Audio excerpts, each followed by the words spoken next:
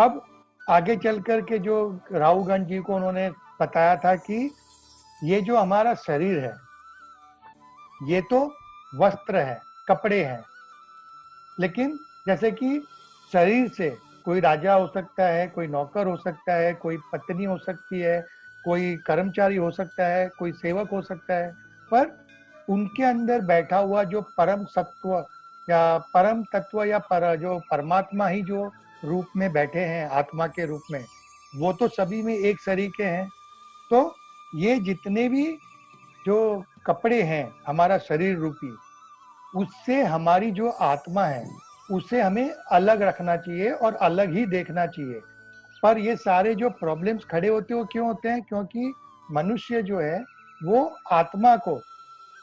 शरीर से मिला लेता है, दोनों को एक ही चीज समझता है और उसका जो भेद है वो भूल जाता है, और उसी की वजह से सारे के सारे जो पाप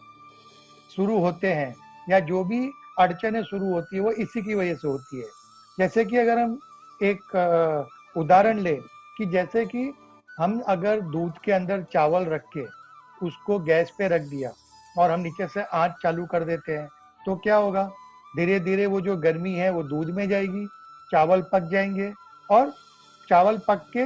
एक रस हो जाएंगे दूध के साथ। पर अगर हम उसी तरह हम और एक मिट्टी का घड़ा ले लिया, उसमें हमने दूध डाला, उसके अंदर हमने एक पत्थर रख दिया, चावल की जगह पे हमने पत्थर का टुकड़ा रख दिया और उसको फिर हम गैस पे रख के आँच चालू करते हैं,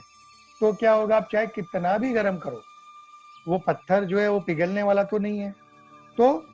वो जो पत्थर है वो हमारी आत्मा है। तो वो चाहे दूध का जो गुण है,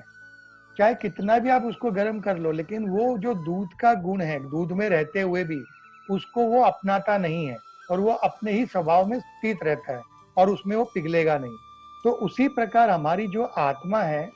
वो भी अपना स्वभाव नहीं बदलती है, पर मनुष्य अपने मन के कारण, मन की आसक्तियों के कारण ये भेद भूल जाते हैं और दोनों को एक ही समझ लेते हैं और उसकी वजह से जो विकार है वो उनमें आ जाते हैं। तो इसीलिए हमें ये हमेशा याद रखना चाहिए कि जो कुछ भी हमारे साथ हो रहा है, चाहे दुख हो या सुख हो,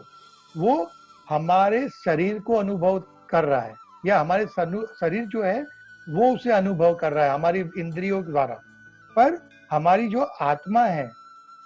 वो इसे अनुभव नहीं कर रही है और इसीलिए हमें ये हमेशा हमारे दिमाग में बिठा के रखना चाहिए। तो हमसे जो पाप होते हैं या हमारी जो वृत्तियां यहाँ वहाँ भागती है वो नहीं भागेगी।